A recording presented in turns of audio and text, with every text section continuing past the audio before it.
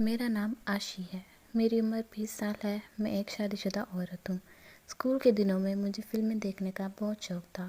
شادی سے پہلے ایک دفعہ بھی مجھے کرنے کا موقع نہ مل سکا۔ پھر میری شادی ہو گئی۔ اس وقت میری عمر 18 سال تھی۔ آج بھی میں بہت خوبصورت ہوں۔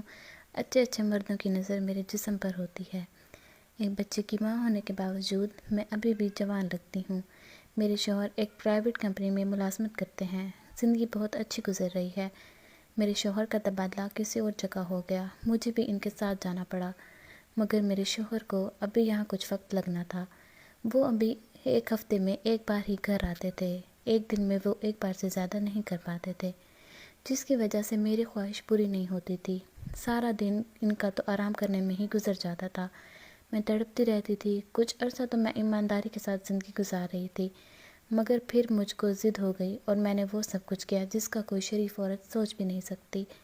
اس وقت میں ایک بچے کی ماں بن چکی تھی۔ مجھے معلوم تھا کہ سب کچھ کیسے ہوتا ہے۔ گرمیوں کے دنوں میں میرے شوہر 2 دن پہلے ہی اپنی نوکری پر گئے تھے اور اس بار میرے ساتھ کچھ بھی نہیں کر کے گئے تھے۔ ان کے جانے کے بعد میرا دل مچل رہا تھا کچھ کرنے کے لیے، مگر کچھ نہیں سوچتا تھا کہ کیا کروں۔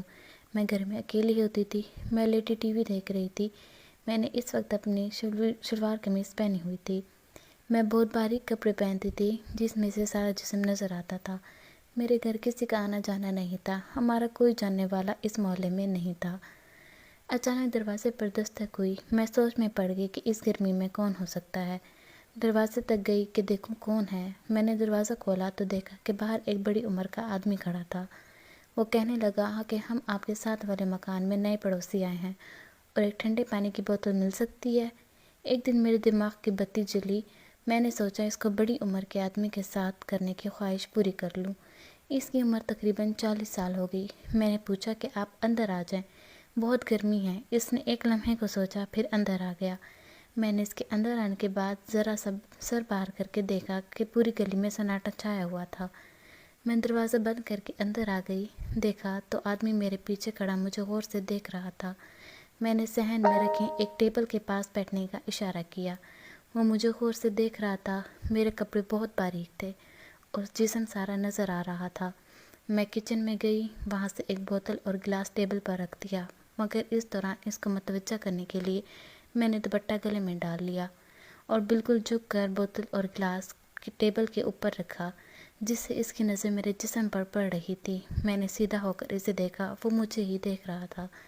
میں نے محسوس کیا کہ وہ پانی پینے کے دوران مسلسل میرے جسم کا جائزہ لے رہا تھا۔ میں خوش ہو رہی تھی کہ کام بنتا نظر آ رہا ہے۔ میں اس سے ادھر ادھر کی باتیں کرتی رہی۔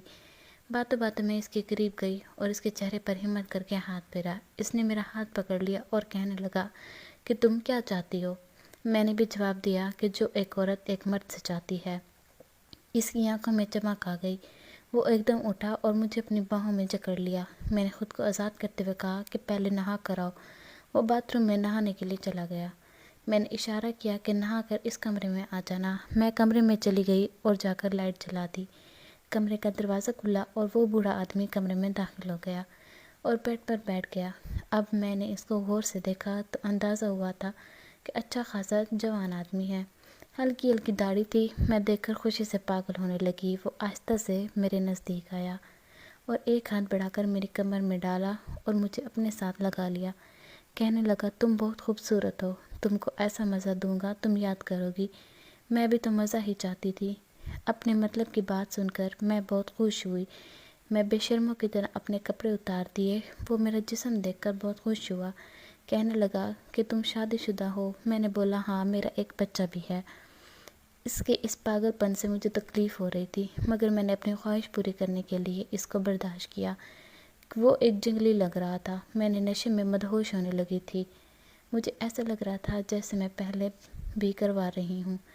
اتنی تکلیف ہے کہ برداشت سے باہر تھا کہ میں نے اسے کو ظاہر تو نہیں ہونے دیا، مگر اتنا ضرور کہا کہ میں اب برداشت نہیں کر سکتی۔ اس نے کہا فکر نہ کرو، میں تجھے ایسا مزہ دوں گا جس کا تم اندازہ نہیں لگا سکتی۔ اب برداشت کرنا پڑے گا۔ میں بھی تڑپ رہا ہوں۔ ایک مدت سے کوئی نہیں ملا تھا مجھے۔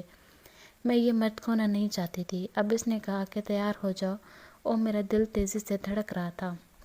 وہ بھی چہرے سے پریشان لگ رہا تھا۔ پھر اس نے میری جانب دیکھا اور پیار سے کہنے لگا، برداشت کر لو، پھر مزہ ہی مزہ ہے۔ میں سمجھ رہی تھی اس کی بات کو ٹھیک کہہ رہا تھا، مگر یہ تکلیف کم ہونے کا نام نہیں لے رہی تھی۔ تھوڑی دیر بعد تکلیف کم ہونا شروع ہو گئی، وہ مجھے مست کر رہا تھا۔ میں مزے کی بلندیوں کا سفر کرنے لگی، مگر وہ تھا کہ رکنے کا نام نہیں لے رہا تھا۔ ایسا لگتا تھا جیسے وہ صدیوں سے بھوکا ہے۔ اتنا مزہ مجھے میرے شوہر نے کبھی بھی نہیں دیا تھا۔ تھوڑی دیر بعد میں فارغ ہو گئی، ایسا لگتا تھا جیسے میں بے ہوش ہونے والی ہوں۔ میری آنکھوں کے آگے اندھیرا چھا رہا تھا۔ وہ کہنے لگا، ایسا مزہ مجھے میری بیوی نے بھی نہیں دیا تھا۔ اس کے بعد وہ اپنے کپڑے پہن کر چلا گیا۔ میں نے ہمت کر کے دروازہ لاک کیا اور واپس اسی طرح اپنے بیڈ پر آ کر بیٹھ گئی۔ پتہ نہیں کتنی دیر اسی طرح پڑی رہنے کے بعد مجھے خیال آیا کہ میرا بیٹا نہ اٹھ گیا ہو۔ باتھ روم گئی اور خود کو اچھی طرح صاف کیا اور پھر کمرے میں آ کر کپڑے پہن کر بیٹے کے پاس چلی گئی۔ وہ ابھی سو رہا تھا۔ اب جب بھی موقع ملتا تو میں اس کو چھت سے آواز دیتی اور وہ آ جاتا۔ ہم خوب مزہ کرتے تھے۔ میں اس کو کبھی تھوڑے پیسے بھی دے دیتی تھی کہ کچھ کھا لیا کرو، کمزور نہ ہو جاؤ۔ کچھ عرصہ ہم ہی کرتے رہے۔ جب کبھی میرا دل کرتا تو میں اسے گھر بلا لیتی۔ میرے شوہر اکثر گھر میں نہیں ہوتے تھے، وہ اپنے کام میں مصروف رہتے، اگر ہوتے بھی تو میں اس میں دلچسپی لینا چھوڑ گئی تھی۔ وہ کرائے کے مکان میں رہتے تھے۔ کہنے لگا کہ ہم کچھ عرصے بعد یہاں سے چلے جائیں گے اور پھر تو وہاں آ جانا کرنا۔ میں بہت پریشان ہو گئی۔ پھر وہ ایک دن چلے گئے۔ میں اس آدمی کو کبھی نہیں بھول سکتی۔ اس نے مجھے ایسا مزہ دیا تھا جو میرے شوہر کبھی مجھے نہیں دے سکے تھے۔ اب مجھے عادت ہو گئی تھی باہر سے کروانے کی، کسی اور مرد کی تلاش میں تھی۔ اب مجھے جو بھی کوئی ملتا میں اس سے کروا لیتی۔ میں یہ مرد کھونا نہیں